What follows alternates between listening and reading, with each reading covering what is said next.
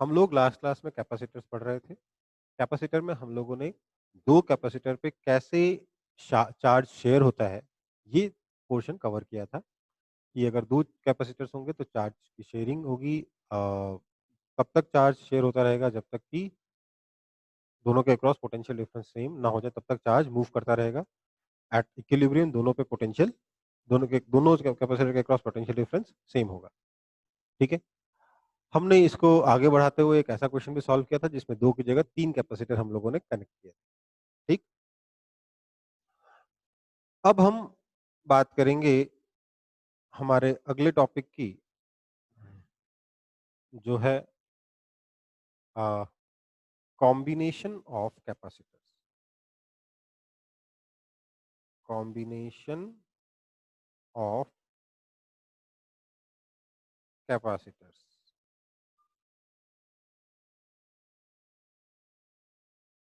Basically मैं इसमें सिर्फ 2 कॉम्बिनेशन दिखाऊंगा, पहले सीरीज और पैरेलल। सर्किट सॉल्व करना हम लोग बाद में सीखेंगे। फिलहाल हम लोग सिर्फ 2 कॉम्बिनेशन देखेंगे, series combination and parallel combination. तो सबसे पहले बात करते हैं parallel combination.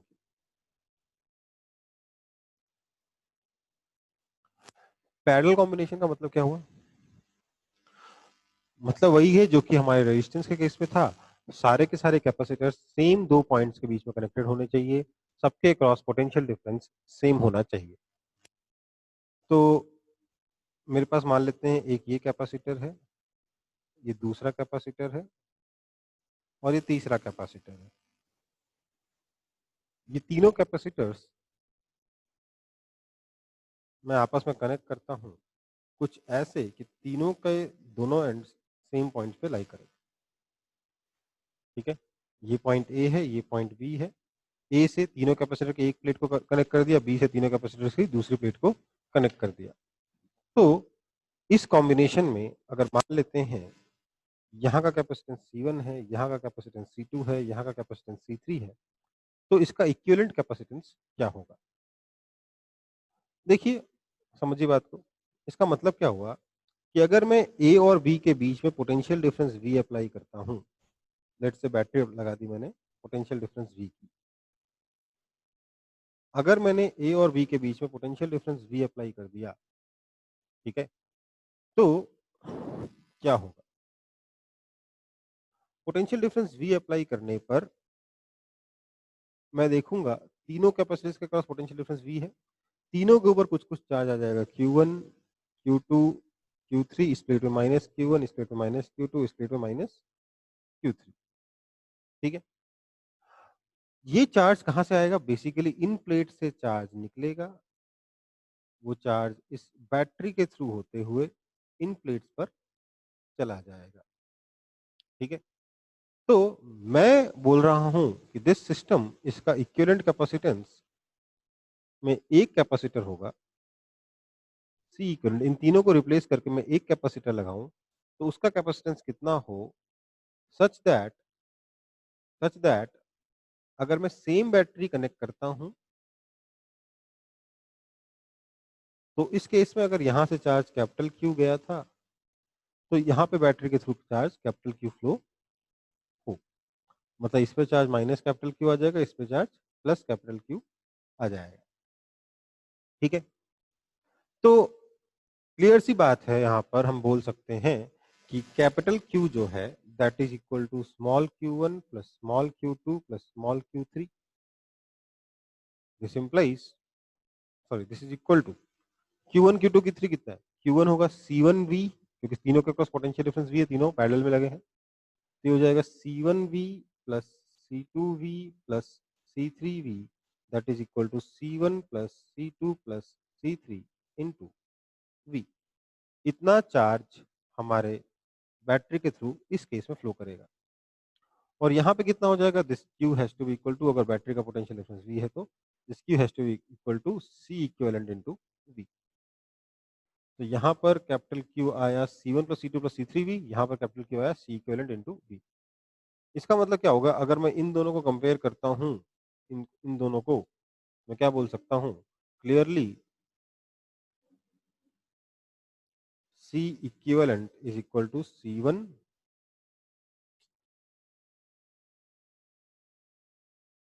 clearly C equivalent is equal to C1 plus C2 plus C3 basically parallel में लगाने पर कैपेसिटेंस सीधे सीधे ऐड हो जा रहे हैं। कैपेसिटर्स को अगर मैं पैरेलल में कनेक्ट करता हूं तो सबके कैपेसिटेंस ऐड हो जाते हैं। ये हुआ आपका कॉम्बिनेशन ऑफ कैपेसिटर का सबसे पहला पॉइंट। ठीक है, इसको कॉपी कर लेंगे सब लोग।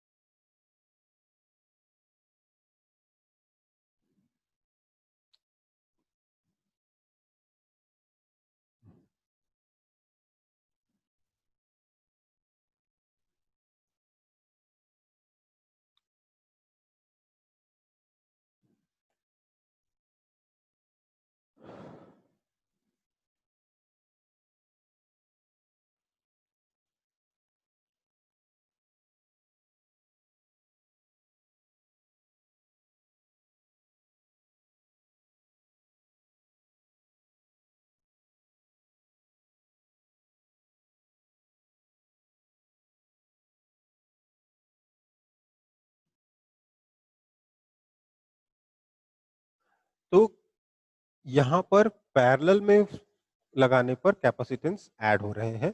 जैसे रेजिस्टेंस में सीरीज में लगाने पर रेजिस्टेंस ऐड होते थे, यहाँ पैरेलल में लगाने पर कैपेसिटेंस ऐड हो रहा है। ठीक है, कोई दिक्कत है? अच्छा, एक बात फिर से बता दूं, कल से टाइमिंग चेंज हो रही है आपकी। क्या हो रहा है कल से टाइमिंग?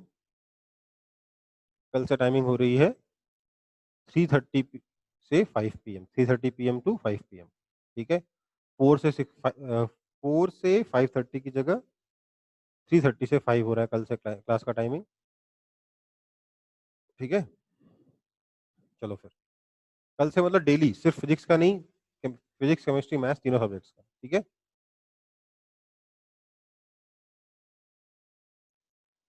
ओके। तो अगला हमारा टॉपिक होगा सीरीज कॉम्बिनेशन। अगर हम कैपेसिटर्स को सीरीज में लगा दें तो क्या होगा? Series combination of capacitors. Series combination होता क्या है पहले ये समझना होगा। सीरीज कॉम्बिनेशन में हम लोग क्या करते हैं,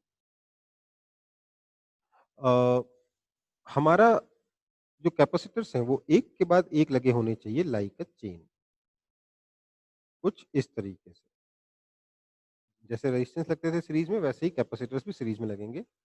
C1 C2 C3, मतलब कि कनेक्शन कैसे है? Connected one after another like a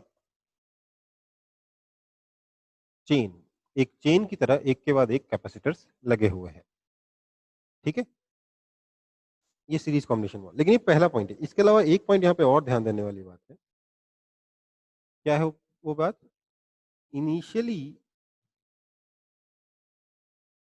all capacitors are uncharged. ऐसा क्यों कह रहे हैं? क्योंकि हमने देखा था कि जब रेजिस्टेंसेस को हम सीरीज में लगाते थे तो सब में करंट सेम होता था, है ना?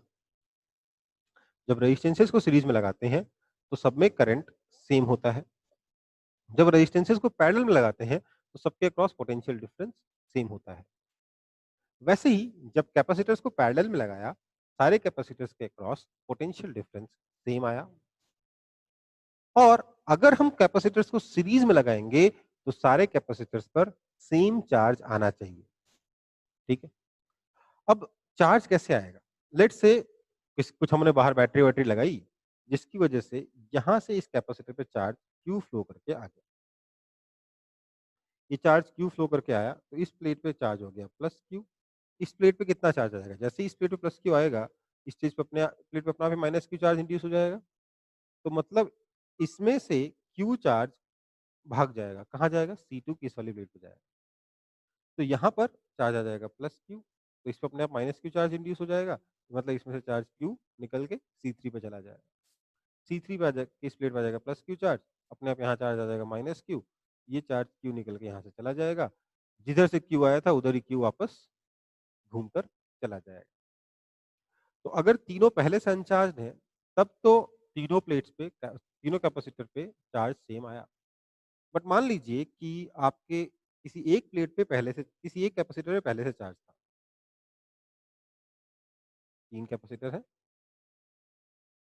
हमने इनको कनेक्ट किया और हमने देखा हमने देखा कि पहले से ही इस कैपेसिटर पे लेट्स से 5 माइक्रो कूलम्ब का चार्ज है, इस पे 5 हो गया, इस पे -5 हो गया।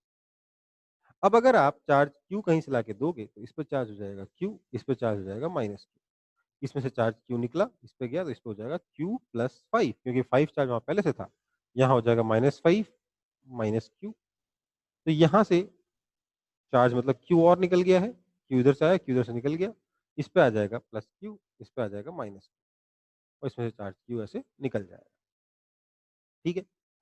तो इसमें प्रॉब्लम क्या हुई? अब तीनों कैपेसिटर पर even though they are connected one after another like a chain, but all capacitors have different charges. These are not in series. इसीलिए सीरीज की कंडीशन क्या लिखी? Initially all capacitors must be uncharged. वैसे ऐसा भी बोल सकते हो कि इनिशियली सारे कैपेसिटर्स पे इक्वल चार्ज होना चाहिए, तब भी काम हो जाता है, बट बाय डेफिनेशन हम बोलते हैं initially all capacitors are uncharged. ठीक है?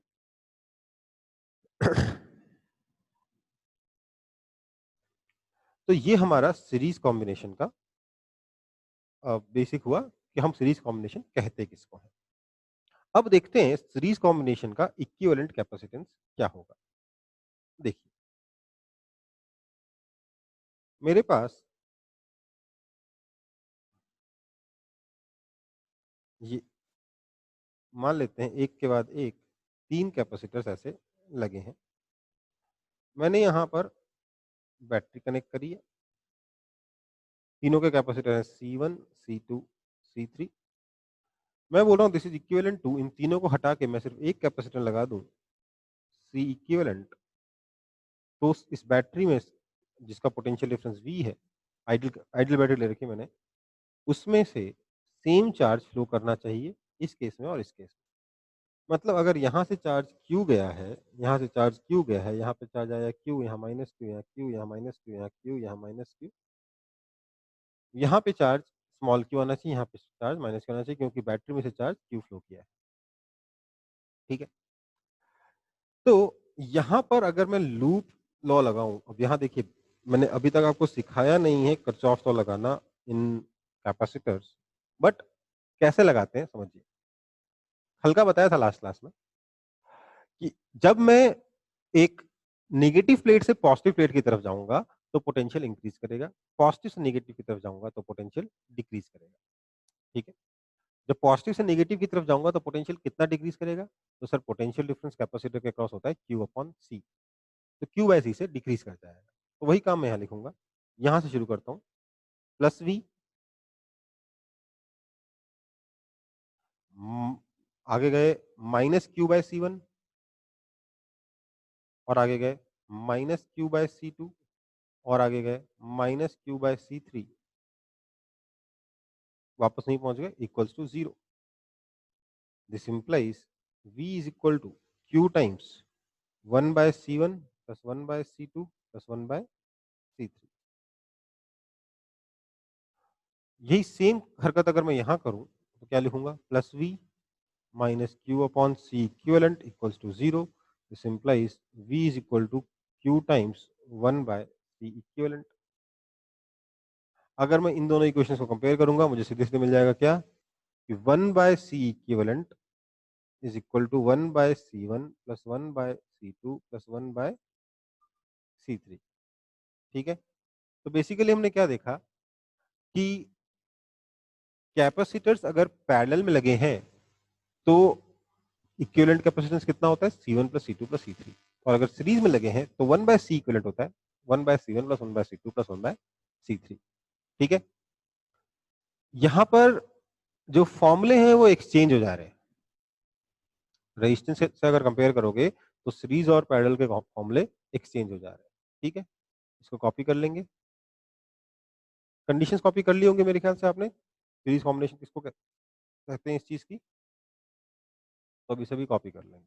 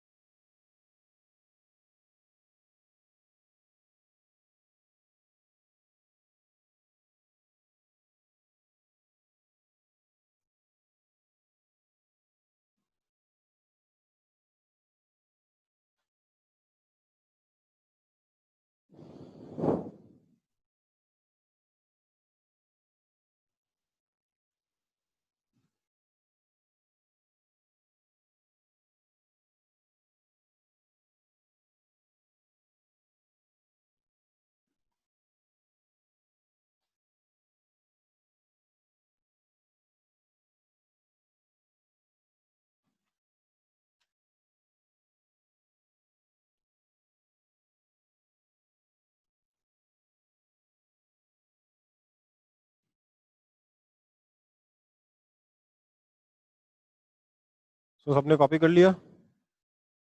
अब थोड़ा आगे बढ़ते हैं।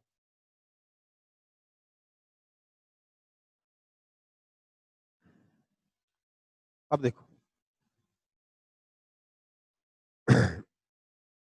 यहां पर भी जैसे हम लोग सीरीज पैरेलल वाले केस में रेजिस्टेंस को अप्रोच करते थे, रेजिस्टेंस वाले केस में अप्रोच करते थे, बस सिमिलर अप्रोच हमें कैपेसिटर के केस में भी रखनी होगी। अगर चीजें पैरेलल में है तो हम V को सेम मानते हुए प्रोग्रेस करेंगे, और अगर सीरीज में है तो सारे कैपेसिटर पे चार्ज को सेम मानते हुए प्रोग्रेस करेंगे। ठीक है, मिक्स्ड कॉम्बिनेशन के तरीके वही होंगे। पहले सीरीज मतलब मान लीजिए इस तरीके का अगर कभी क्वेश्चन आ गया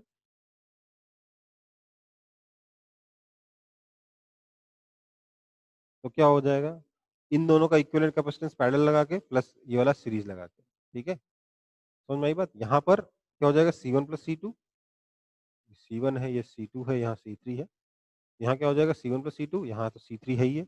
अब C1 प्लस C2 और C3 सीरीज में है तो 1/C equivalent is equal to 1/C1 plus C2 plus 1/C3। इससे आपका क्वेश्चन सॉल्व हो जाएगा।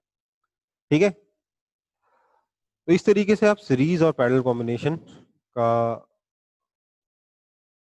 प्रॉब्लम सॉल्व करोगे। कुछ खास कॉम्प्लेक्स इसमें नहीं। अभी मैं सीरीज पैरेलल को यहीं छोड़ रहा हूँ। हम कुछ और बातें करेंगे अपने कैपेसिटर के बारे में। पहले तो बात करेंगे कि वर्क डन बाय बैटरी कितना होगा एक कैपेसिटर को चार्ज करने में, इन चार्जिंग अ कैपेसिटर।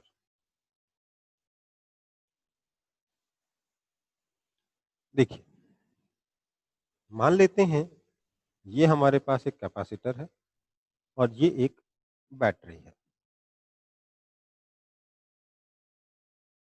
बैटरी का पोटेंशियल डिफरेंस V है। की पहले ओपन था, मैंने अभी भी की क्लोज किया है।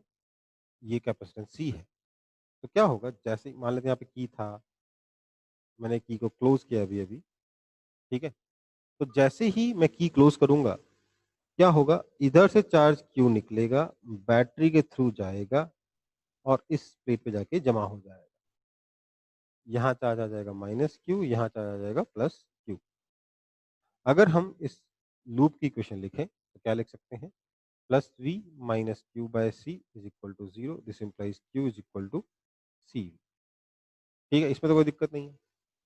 अब मुझे बताओ कि पोटेंशियल एनर्जी जो कैपेसिटर में स्टोर हुई है वो कितनी है, हाफ सी वी स्क्वायर, है ना। और वर्क डन बाय बैटरी कितना हो जाएगा, वर्क डन बाय बैटरी कितना होता है, वर्क डन होता है चार्ज इनटू पोटेंशियल डिफरेंस। कितना चार्ज को बैटरी ने क्या किया, चार्ज क्यू को लोअर पोटेंशियल डिफरेंस से उठा के हायर पोटेंशियल डिफरेंस पे रख दिया। कितना डिफरेंस, कितना पोटेंशियल डिफरेंस है, वी का। तो वर्क डन बाय बैटरी हो जाएगा Q into V, that is equal to C V square. तो आप देख सकते हो कि जो पोटेंशियल एनर्जी स्टोर हुई है इन दोनों का कंपेयर करके, U is equal to 1/2 times work done by battery. ठीक है, वर्क डन जो है बैटरी का वो डबल है, उस सिर्फ उसकी आधी एनर्जी स्टोर हो रही है, बाकी की आधी हीट की फॉर्म में वेस्ट हो जा रही है। मान लेते हैं यहाँ पे देखिए कुछ ना कुछ तो इस वायर का रेजिस्टेंस होगा, जो भी कनेक्टिंग वायर है कुछ ना कुछ तो उसका रेजिस्टेंस होगा, उस रेजिस्टेंस में बाकी की एनर्जी हीट के फॉर्म में निकल जाएगी। ठीक है, तो सिर्फ आधी पोटेंशियल एनर्जी ही या सिर्फ आधा वर्क ही आपके कैपेसिटर पे जाके स्टोर होगा। ठीक ये तो क्या है, अब एक कैपेसिटर था तब, if in a combination of capacitors, अगर कैपेसिटर का कॉम्बिनेशन है तो उस केस में भी आपका जो पोटेंशियल एनर्जी, उस केस में भी आप लिख सकते हो कि potential energy is equal to 1/2 times work done by battery. But इसकी कंडीशन है, कंडीशन क्या है, इफ, पहला point, initially all capacitors are uncharged. इनिशियली सारे कैपेसिटर्स अगर अनचार्ज होंगे तो ऐसा होगा। दूसरा कि ये दूसरा वाला पॉइंट अभी तक मैं कंडीशन है कि नहीं है, मैंने इसको कहीं लिखा हुआ नहीं है और मैंने एनालाइज किया था बट मेरे को अभी याद नहीं है। बट दूसरा वाला पॉइंट ये था कि आपका जो बैटरी है वो एक ही होना चाहिए, सिंगल बैटरी। अगर मल्टीपल बैटरी है तो ऐसा होता है कि नहीं होता, आई एम नॉट, मैंने चेक नहीं किया है, इसलिए हम डायरेक्ट फॉर्मूला यूज नहीं करेंगे। अगर होता है तो अच्छी बात है, नहीं होता है तो फंस जाएंगे ना। इसलिए अगर एक से ज्यादा बैटरी है सर्किट में तो उस केस में क्या सारी बैटरीज का वर्क डन मिला लोगे तो उसका आधा एनर्जी कैपेसिटर पे स्टोर हो जाता है या नहीं हो जाता है, ये मैंने अभी तक चेक नहीं किया। इसलिए मैं अभी सिंगल बैटरी लगा रहा हूँ। वैसे जहां तक मुझे लग रहा है उसमें भी काम करेगा, बाय ऑल द लॉजिक्स जितना भी सोच पा रहा हूँ, बिना विदाउट यूजिंग मैथमेटिक्स उसमें भी काम कर जाएगा कि टोटल एनर्जी जो स्टोर है वो work done all the batteries का आधा होगा। बट फिर भी मैं अभी के लिए बोल रहा हूँ सिर्फ सिंगल बैटरी में लगाइएगा, मल्टीपल बैटरीज में ट्राई कर लीजिएगा, काम करता है तो ठीक है, नहीं काम करता है तो यूज करना बंद कर देंगे। ठीक है, चलो। इन a combination of battery, potential energy 1/2 times work done कब है, only if initially all capacitors are uncharged। अगर पहले से चार्ज है तो फिर ये फॉर्मूला काम नहीं करेगा। ठीक है, कॉपी कर लेंगे।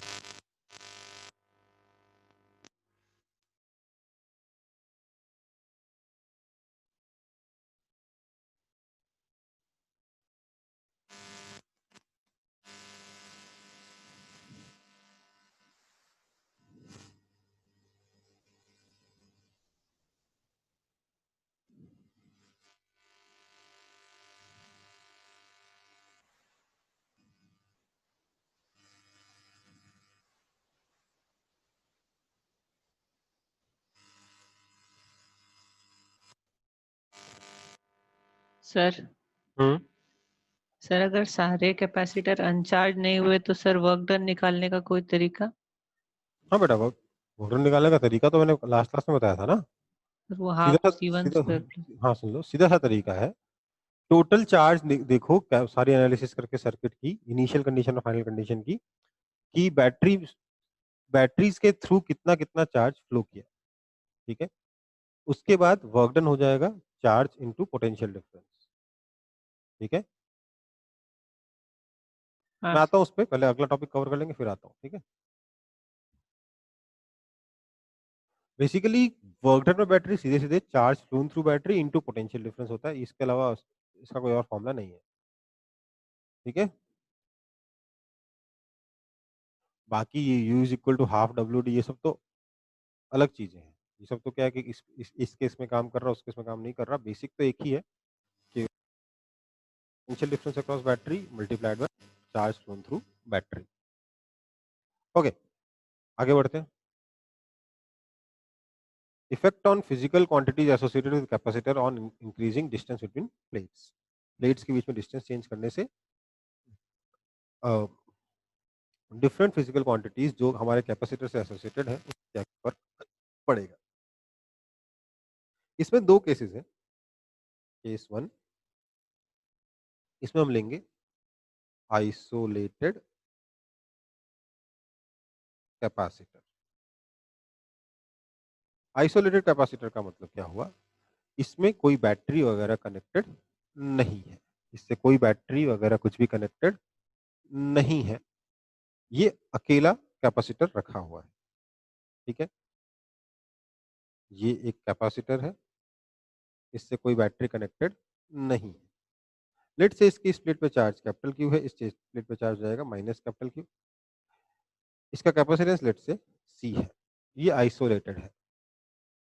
ठीक है, बोला है कि अगर मैं इन दोनों प्लेट्स को खींच कर एक दूसरे से दूर लेके जाऊं तो क्या होगा, जो डिफरेंट फिजिकल क्वांटिटीज हमारे एसोसिएटेड है कैपेसिटर के साथ, उन फिजिकल क्वांटिटीज के साथ क्या होगा। सबसे पहला तो सबसे पहली फिजिकल क्वांटिटी है कैपेसिटेंस खुद। कैपेसिटेंस क्या होगा, कैपेसिटेंस होता है का फॉर्मूला होता है epsilon naught A by D। ठीक है, नाउ एज D इंक्रीजेस, इसका मतलब कैपेसिटेंस डिक्रीज हो गया। ठीक है, जब हम प्लेट्स को दूर दूर लेके जाएंगे डिस्टेंस बढ़ेगा, इसलिए कैपेसिटेंस घट जाएगा। कोई दिक्कत है इसमें? दूसरा पार्ट है कैपेसिटेंस का, दूसरा फॉर्मूला क्या होगा, सॉरी, कैपेसिटेंस के अलावा दूसरा फिजिकल क्वांटिटी क्या है, दूसरा फिजिकल क्वांटिटी है जो बहुत इंपॉर्टेंट है, वो है चार्ज क्यू। चार्ज क्यू पे क्या फर्क पड़ेगा अगर मैं दोनों प्लेट्स को दूर दूर लेके जाऊं, कोई बताएगा मुझे जल्दी से?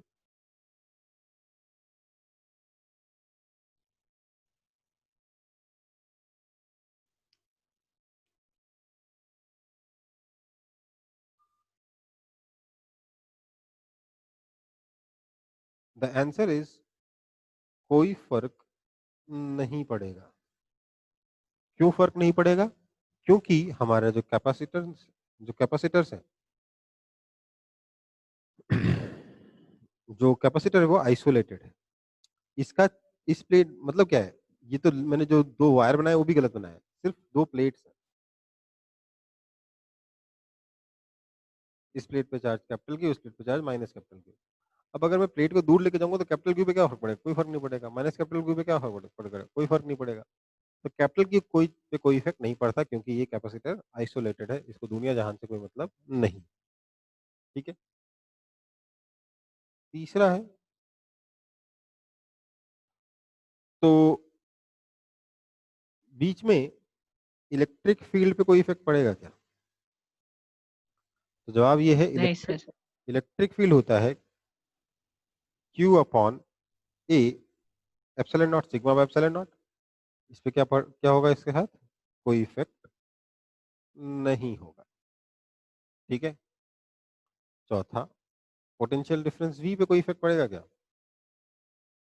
तो V के लिए दो तरीके हो सकते हैं। V का एक तरीका हो जाएगा E into D, E same है, D बढ़ गया तो ये इंक्रीज कर गया। और ये भी कह सकते हो V is equal to Q by C, C decrease कर लिया इसलिए ये V इंक्रीज कर गया। दोनों तरीके से आप इस आंसर तक पहुंच सकते हो। ठीक है, समझ में आ रहा है कि नहीं आ रहा है? हाँ सर।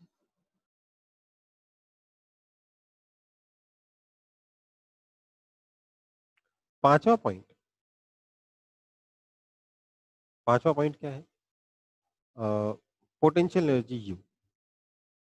यू क्या होता है? यू होता है, अगर देखा जाए तो यू होता है हाफ सी वी स्क्वायर। ठीक है, अब यहाँ क्या लफड़ा हुआ, सी तो डिक्रीज हो गया और वी इंक्रीज हो गया। अब क्या करें, है ना? सी डिक्रीज हुआ और वी इंक्रीज हुआ, तो यहाँ पर थोड़ा सा दिक्कत आप लोगों को लग सकता है। बट इसको आप half C V into V लिख सकते हो। Now C V is Q, Q change नहीं हुआ और वी इंक्रीज हो गया। इसका मतलब क्या हो गया, ये पोटेंशियल एनर्जी इंक्रीज होगी। इसका ऑल्टरनेट क्या हो सकता है? इसका ऑल्टरनेट और भी आसान है। U is equal to energy density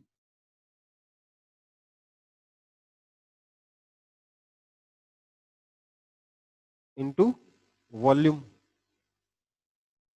है ना? Energy density into volume.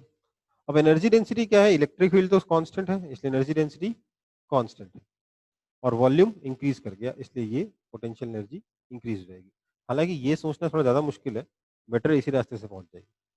ठीक है, सर एक बार फिर से बोल दीजिए वो एनर्जी डेंसिटी। एनर्जी डेंसिटी का फॉर्मूला होता है बेटा half epsilon not E square.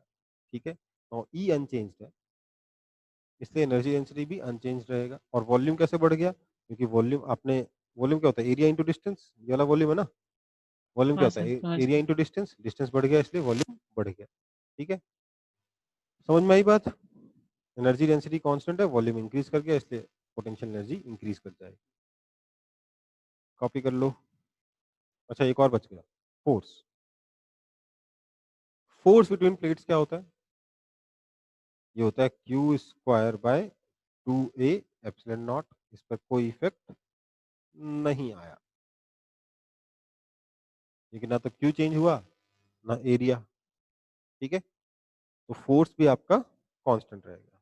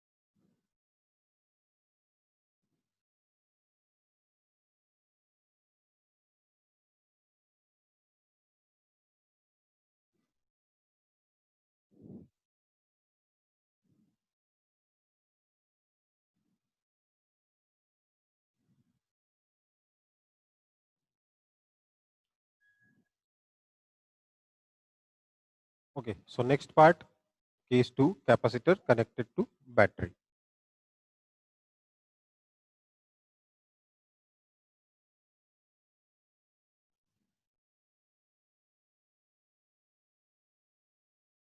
अगर बैटरी के साथ कैपेसिटर कनेक्टेड है तो क्या होगा?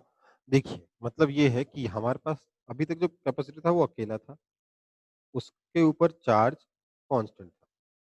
पर अब अगर मैं कैपेसिटर को बैटरी से कनेक्ट कर दूं, इस तरीके से लेट्स से एक बैटरी से कनेक्ट कर दिया, तो क्या होगा? इस पर कुछ चार्ज आएगा, इस पे कुछ चार्ज आएगा। पर हम लोगों ने जब ये डिस्टेंस डी बढ़ाया, तो हमें बताना है इस डिस्टेंस डी को बढ़ाने से क्या-क्या इफ़ेक्ट होगा। तो लेट्स से बैटरी का पोटेंशियल डिफरेंस वी है, ठीक है? तो सबसे पहला इफ़ेक्ट हम देखेंगे इस कैपेसिटर के कैपेसिटेंस पे। कैपेसिटेंस पे क्या फ़र्क पड़ेगा? ये होता है epsilon naught A by D. तो डी इंक्रीज़ किया मतलब ये डिक्रीज़ करेगा, ठीक है? दूसरी चीज़ जो हमें देखनी है, वो है यहाँ पर पोटेंशियल डिफरेंस देखेंगे। क्यों? क्योंकि बैटरी से कनेक्टेड है। तो as it is connected to battery, potential difference पर कोई इफ़ेक्ट नहीं पड़ेगा। क्यों? क्योंकि कैपेसिटर के across potential difference is same है potential difference across the battery. Third है फिर आपके चार्ज पर क्या इफ़ेक्ट होगा? तो देखिए चार्ज होता है सीवी, वी में कोई चेंज नहीं आया, सी डिक्रीज़ हो गया इसलिए चार्ज डिक्रीज़ हो जाएगा, ठीक है? चौथा पॉइंट चौथा पॉइंट है इलेक्ट्रिक फील्ड। इलेक्ट्रिक फील्ड को देखने के 2 तरीके, या तो देख लो Q upon A epsilon naught से, या फिर देख लो electric field is equal to V by D से। V कांस्टेंट है, D बढ़ गया, इलेक्ट्रिक फील्ड घट गया। यहाँ Q डिक्रीज हुआ इसलिए इलेक्ट्रिक फील्ड घट गया। तो ये डिक्रीज हो गया। पांचवा point potential energy. Potential energy क्या होता है? Half C V square. Now C decrease हो गया और V वही है इसलिए ये इंक्रीज हो गया, सॉरी ये भी डिक्रीज हो गया, ठीक है? half CV square as C is decreased, potential energy will also decrease. छठा, force between the plates. Force कितना होता है? Q square upon 2A epsilon naught. ये हो जाएगा इस पे भी, इस पर भी वही इफेक्ट आएगा, ये भी डिक्रीज हो जाएगा एज Q हैज डिक्रीज। तो इस तरीके से आप देख सकते हो कि अलग अलग केसेस में अलग अलग आंसर आ सकते हैं फॉर सेम प्रॉब्लम।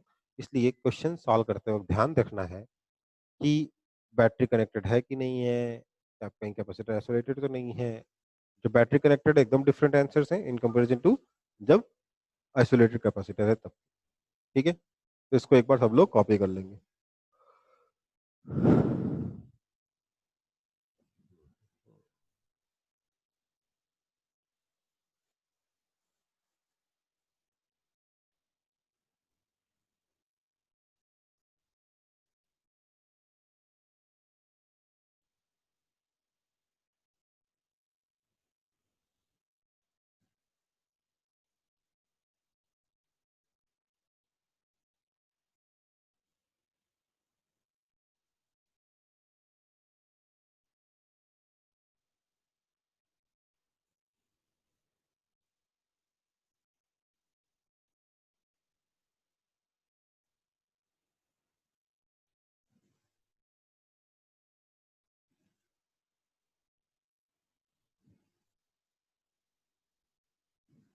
कॉपी हो गया?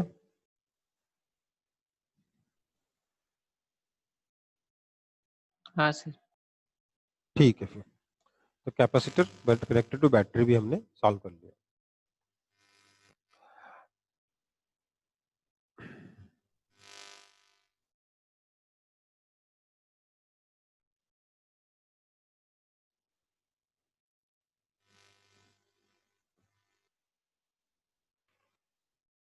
अब देखते हैं कैपेसिटर विथ डाइलेक्ट्रिक।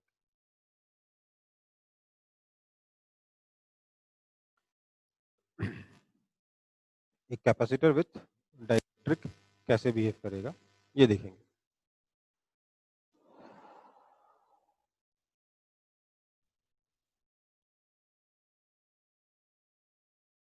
देखो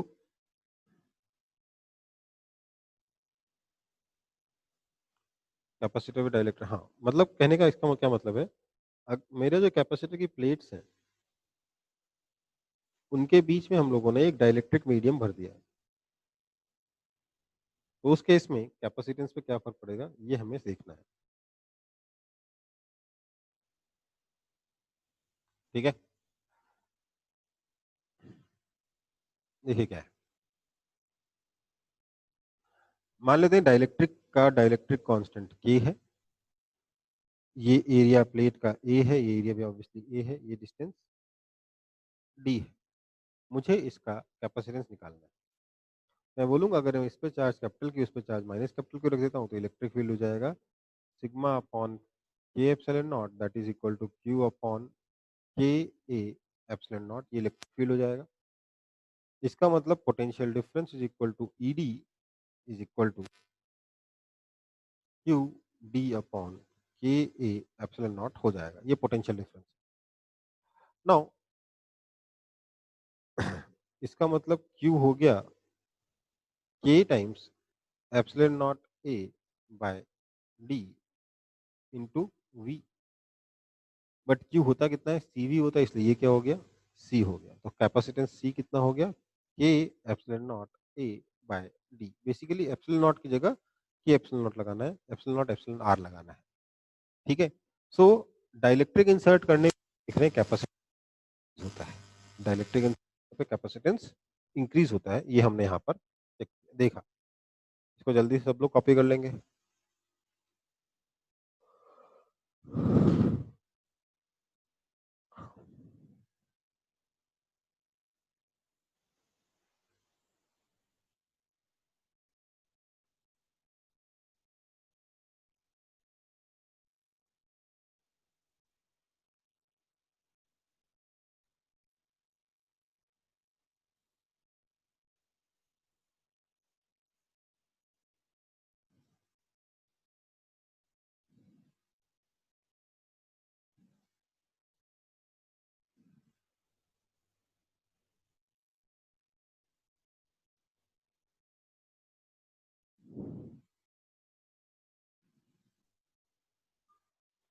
ठीक है?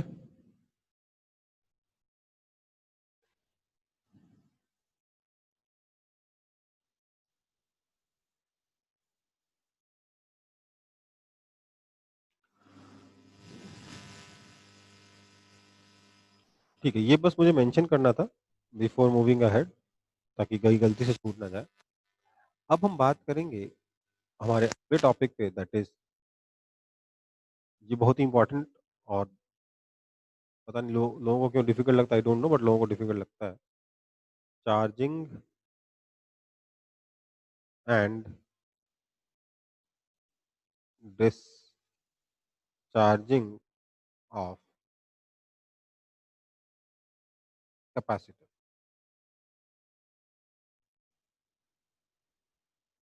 Charging and discharging of capacitor. अगर हमारे पास एक कैपेसिटर रखा हुआ है, उसे चार्ज करने का प्रोसेस में क्या होगा, डिस्चार्ज करने के प्रोसेस में होगा। देखिए चार्ज कैसे करेंगे, बैटरी लगा के। डिस्चार्ज कैसे करेंगे, बैटरी हटा के।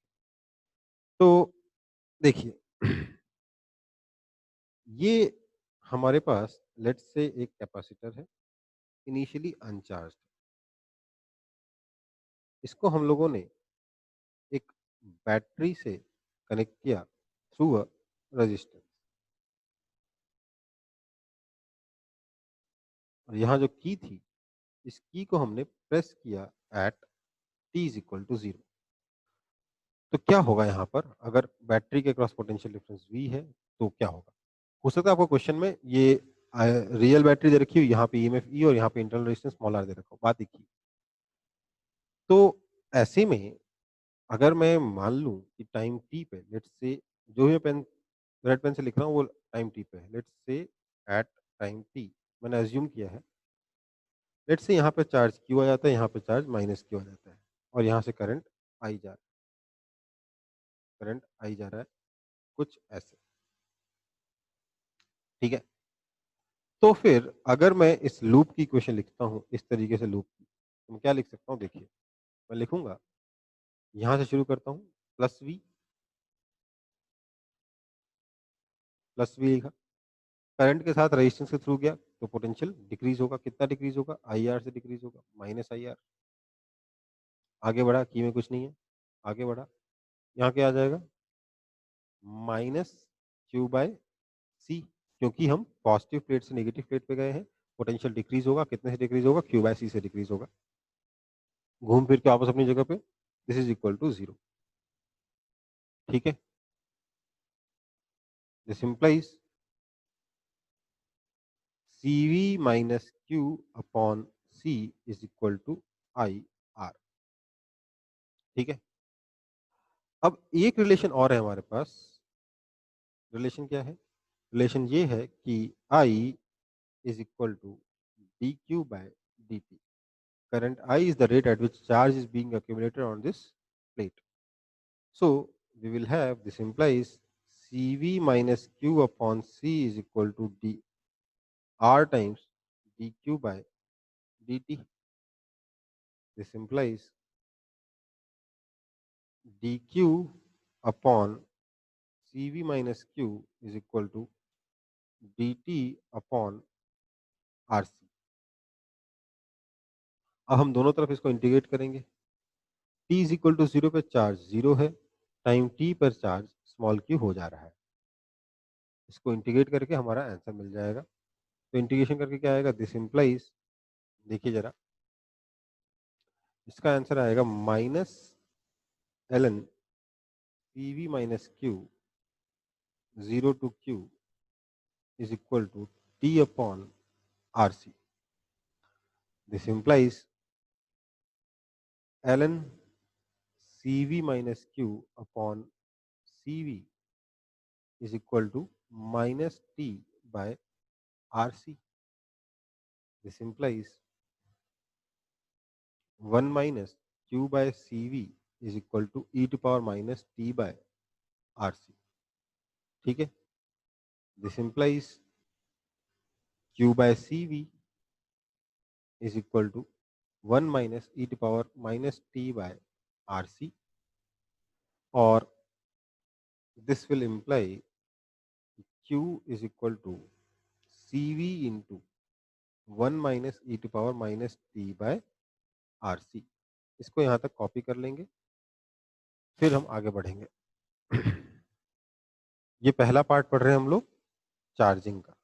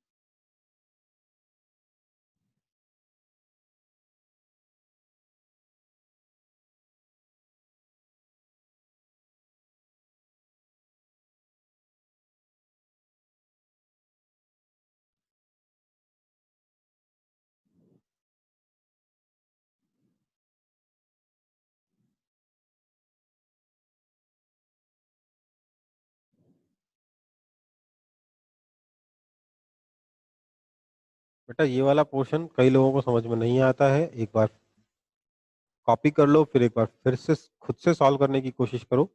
पूरा सॉल्व कर पाते हो कि नहीं कर पाते हो, जीरो से यहाँ तक। मैं इस काम के लिए आप लोगों को 8 मिनट दे रहा हूँ अभी से।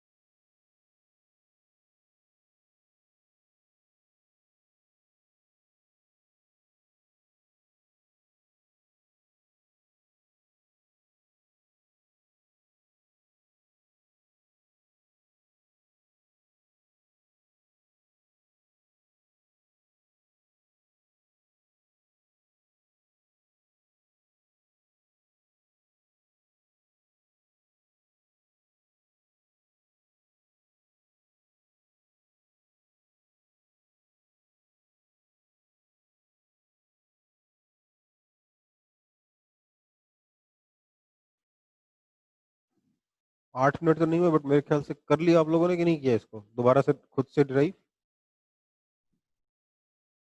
हाँ सर। Yes sir. हो गया? चलो 2 मिनट और दे रहा हूँ बाकी लोगों के लिए।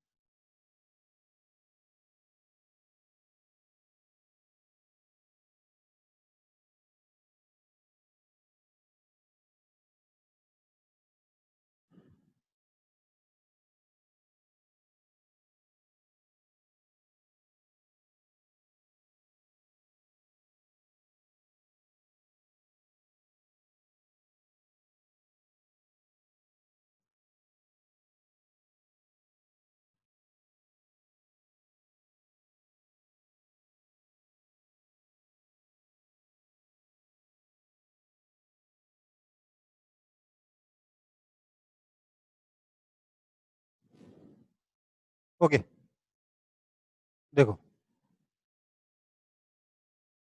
हमारे पास ये इक्वेशन बनी थी Q is equal to C V into one minus e to R minus T by R C, है ना? तो सबसे पहले तो मैं इस इक्वेशन को याद रखने के लिए, या याद करने के लिए नहीं, मतलब बेसिकली इस इक्वेशन को थोड़ा दूसरे फॉर्म में कन्वर्ट कर रहा हूँ। ये CV Q is equal to CV क्या होता है? फाइनल चार्ज होगा। जब पूरी तरीके से कैपेसिटर चार्ज हो जाएगा तो उसके ऊपर जो चार्ज बचेगा उसको वो हो जाएगा सीवी के बराबर, उसका कोई करंट फ्लो नहीं करेगा। आपका जो भी पोटेंशियल डिफरेंस बैटरी के अक्रॉस है पूरा का पूरा चार्ज के ऊपर आ जाएगा। तो इसलिए इस सीवी को मैं क्यू नॉट से रिप्रेजेंट कर दे रहा हूँ।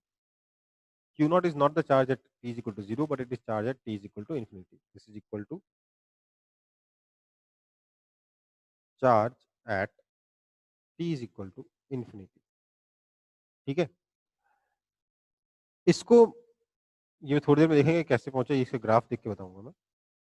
इसके अलावा आरसी जो है, यहाँ पर जो आरसी आया है इसको मैं टाउ से रिप्रेजेंट कर रहा हूँ, that is called time constant. देखो बेसिकली क्या है, ये वो टाइम है जिस टाइम पे ई की पावर -1 हो जाए। जब टी की वैल्यू आरसी के बराबर हो जाएगी तो उस टाइम पर ई की पावर में क्या आ जाएगा? -1 आ जाएगा, है ना? लेकिन इसको हमने डिफाइन कैसे किया? This is equal to time at which 63.2% charging is complete. जिस टाइम पर 63.2% चार्जिंग कंप्लीट हो जाएगी उसको हम लोग आरसी टाइम कांस्टेंट टाउ बोलते हैं। ये आरसी के बराबर होता है। ठीक है, अगर मैं इसमें चार्ज और टाइम के बीच का ग्राफ ड्रॉ करूं तो the graph will look something like this. बता रहा हूं, T is equal to zero पे तो चार्ज कितना है? जीरो है। जब टाइम जीरो है तो चार्ज देख लीजिए, टी को जीरो डाल दीजिए, ई की पावर -0, 1 माइनस ई की power zero is zero. So T is equal to zero पे आपका चार्ज जीरो है। T is equal to infinity पे अगर आप देखोगे तो ई की पावर माइनस इन्फिनिटी, मतलब ये हो गया जीरो, तो ये हो जाएगा सी वी। मतलब ये आपका जो क्यू नॉट चार्ज है ये T is equal to infinity पर अचीव होगा। ग्राफ जो है आपके कुछ ऐसा आएगा।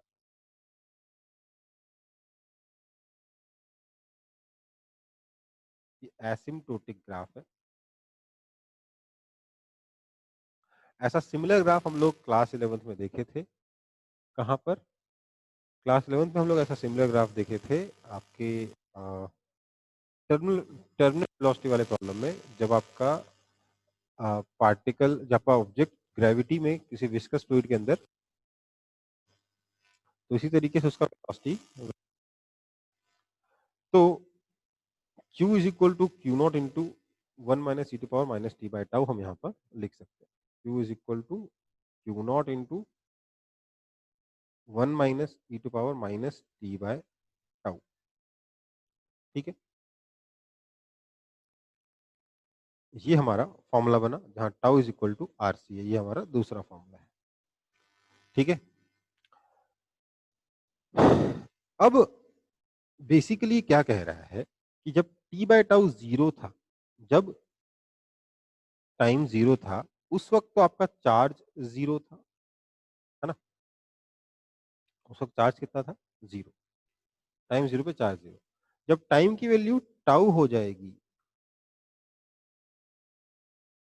तो जो चार्ज आएगा that will be 63.2% of this Q naught. So Q by Q naught कितना हो जाएगा? Time T is equal to मतलब टी बाय टाउ हो जाएगा 1। तो एक टाउ के बाद, एक टाइम कांस्टेंट के बाद आपका क्यू बाय क्यू नॉट हो जाएगा 0.632, मतलब 63.2% चार्जिंग कंप्लीट होगा। 63.2% चार्जिंग कंप्लीट होगी। बेसिकली यहाँ क्या आ जाएगा? 1 माइनस वन बाई ई है, 1 माइनस वन बाई ई है, 1 बाई ई होता है 36.8%, तो 1 माइनस वन बाई ई हो जाएगा 63.2%। दो टाउ के बाद हम क्या बोलेंगे? दो टाउ में क्या होगा समझ ली बात को। जैसे हाफ लाइफ का फंडा चलता है ना, वैसे इसका फंडा चलता है, ये क्योंकि एक्सपोनेंशियल है ना। जो बचा हुआ चार्ज है एक टाउ के बाद वो कितना है? देखिए, at 1 tau charge Q by Q naught कितना है? 63.2% है। That means 1 minus Q by Q naught, that is percentage जो कि बचा हुआ है चार्जिंग का, वो कितना है? वो है 36.8%।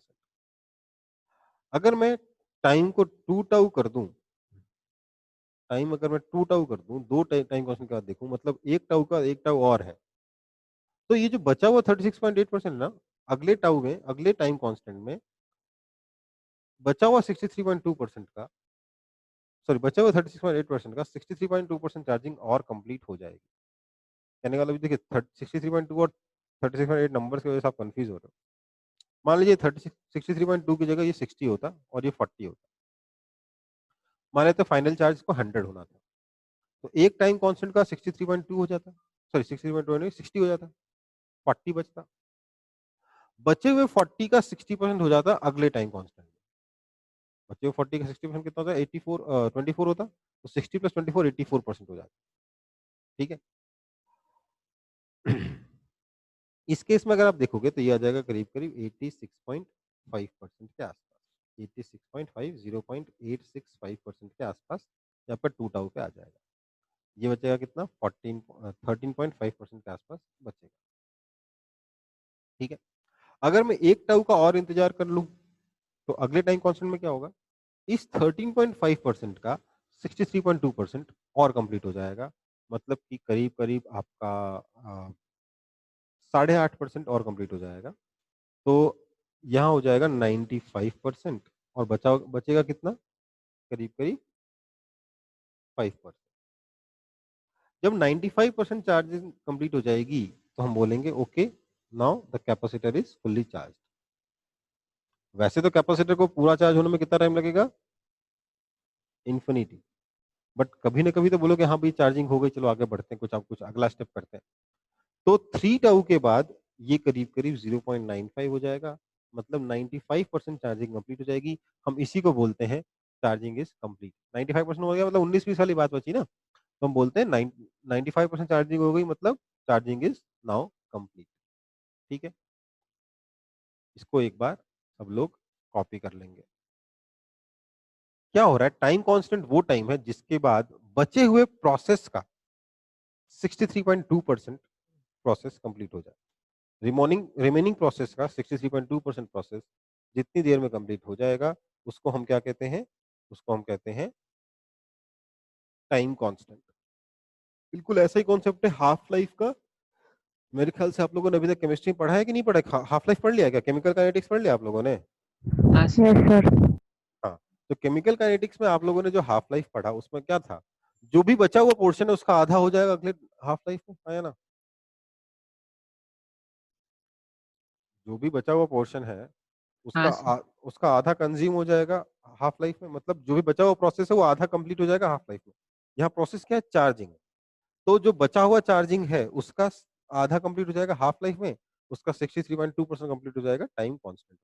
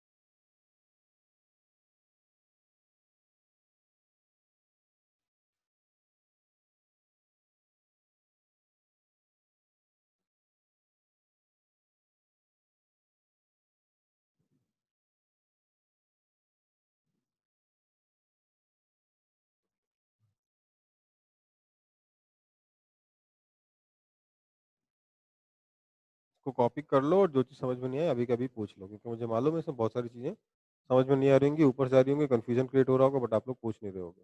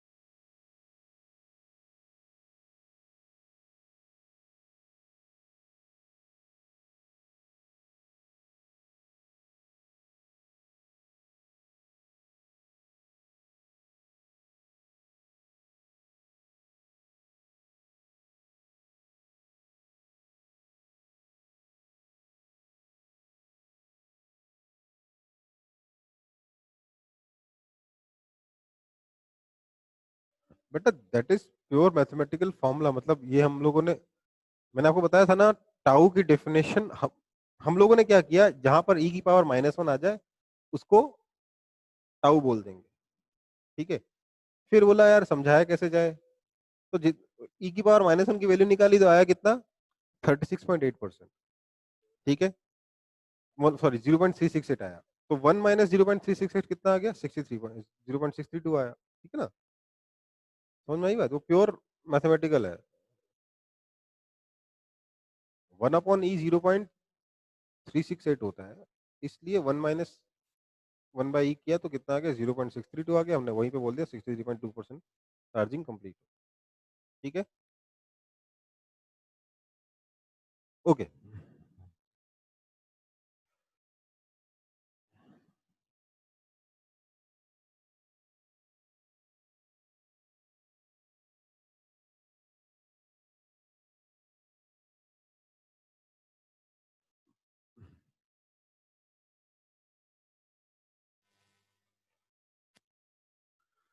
तो अब देखते हैं चार्जिंग ऑफ कैपेसिटर। तो चार्जिंग तो हो गया, डिस्चार्जिंग ऑफ कैपेसिटर।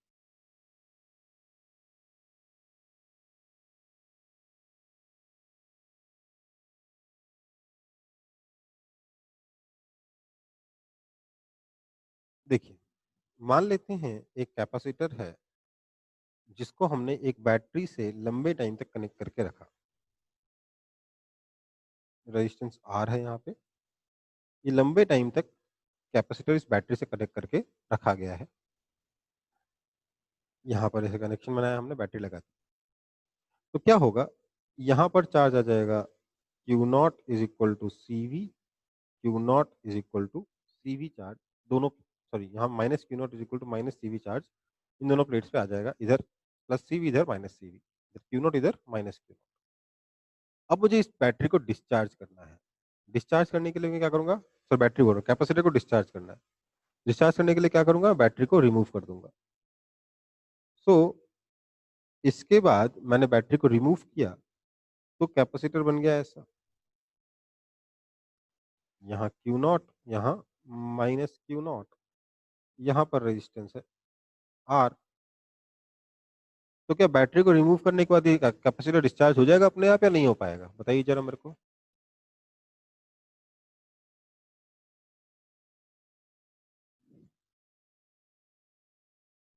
नहीं हो पाएगा। ये चार्ज कैसे जाएगा यहाँ तक, चार्ज यहाँ का जो क्यू नॉट चार्ज है अपनी जगह पे पड़ा रहेगा क्योंकि इसके पास जाने की कोई जगह ही नहीं है।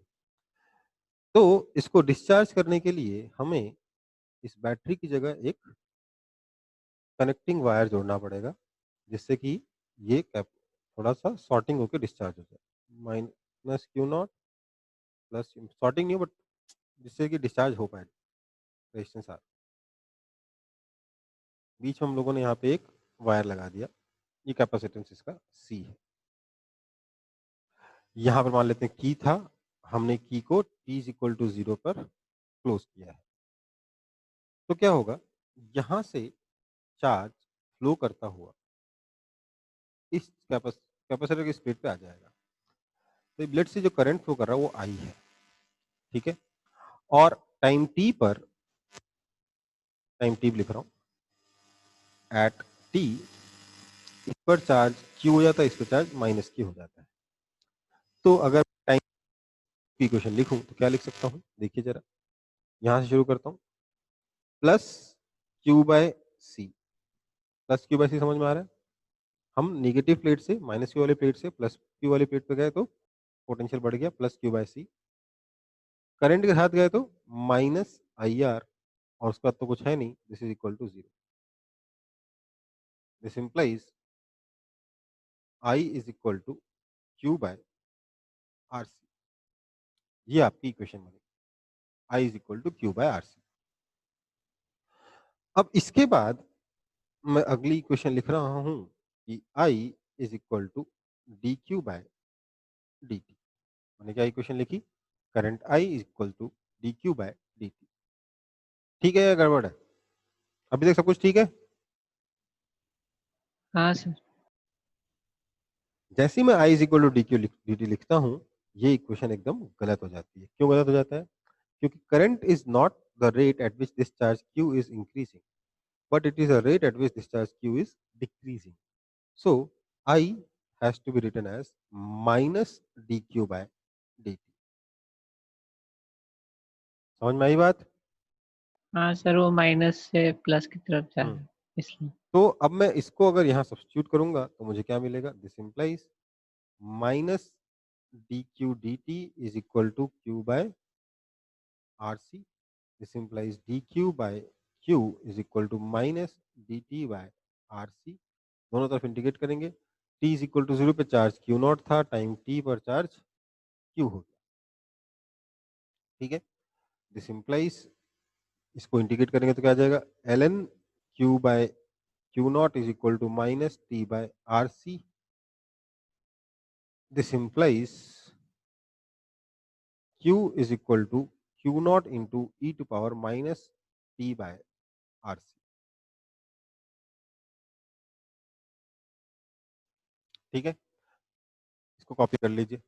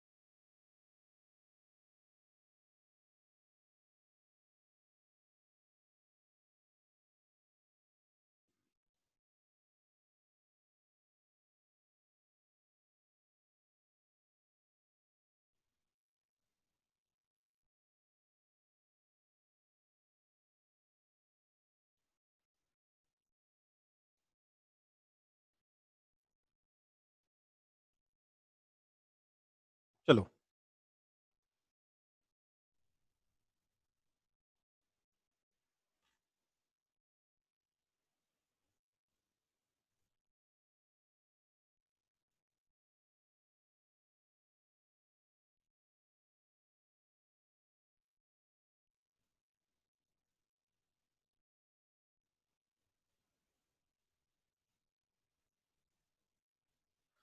तो हमारी इक्वेशन क्या बनी?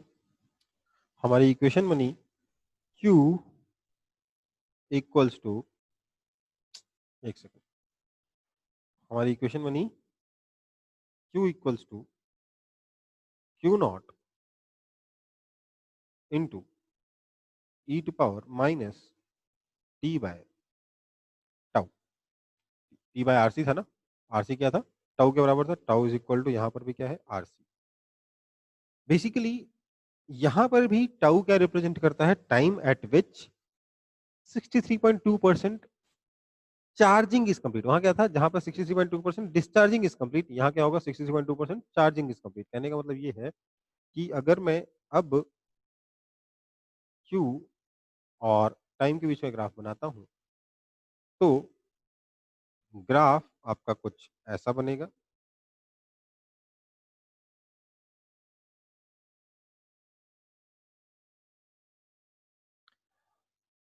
और एक टाउ पर, जब टाइम की वैल्यू एक टाउ हो जाएगी, उस वक्त आपका जो चार्ज है, ये अगर Q नॉट है तो ये हो जाएगा 0.632 Q नॉट। ठीक है, समझ में आई बात?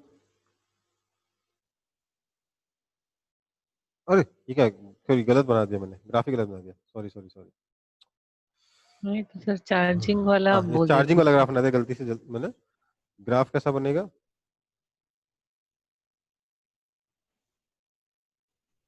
Charge Q time T, T is equal to 0 पे 0 चार्ज छोड़ना है, कैपिटल Q नॉट चार्ज है ना।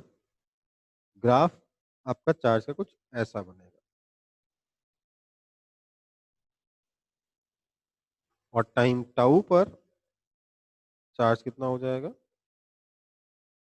0.368 Q नॉट हो जाएगा। क्यों? क्योंकि 63.2 खत्म हो गया, 36.8 बचा हुआ है। ठीक है, समझ में आई बात? ग्राफ कुछ ऐसा बनेगा, ऐसा नहीं बनेगा, ये गलती हो गई थोड़ी सी। चार्ज Q और टाइम के बीच में ऐसा ग्राफ बनेगा, ये डिस्चार्जिंग का ग्राफ।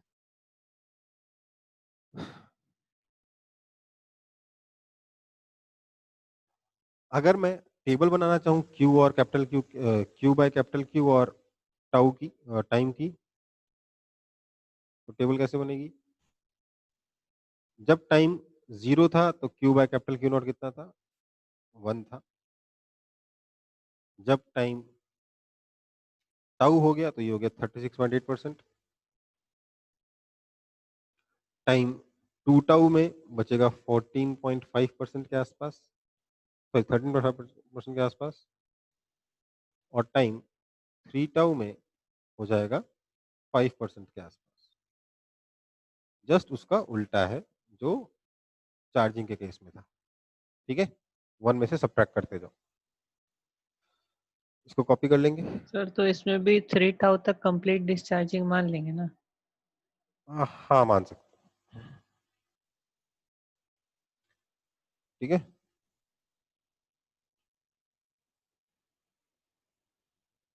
देखो इसके आगे के भी क्वेश्चंस बन सकते हैं, न्यूमेरिकल्स बन सकते हैं, बट हम हाँ यहाँ पे मान लेते हैं कि हाँ भैया हो गया डिस्चार्ज। अगर क्वेश्चन में पूछ लिया जाए after how much time will the capacitor charge और डिस्चार्ज, तो आंसर क्या बताना है? बेसिकली आपको टाउ निकाल के 3 टाउ बताना है। ठीक है, how much time will the capacitor take to charge completely लिखा होगा तो 3 टाउ आंसर बताना है बस। ठीक है।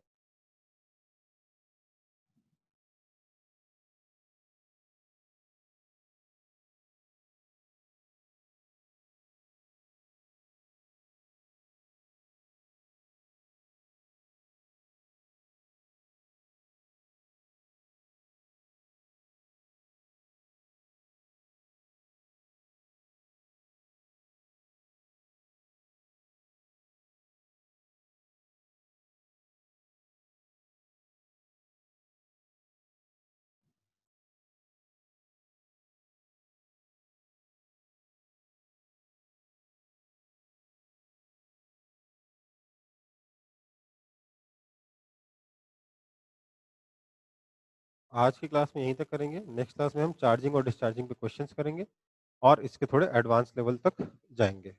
ठीक है।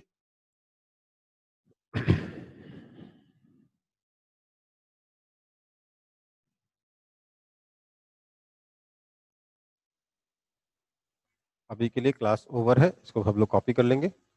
ठीक है, चलिए।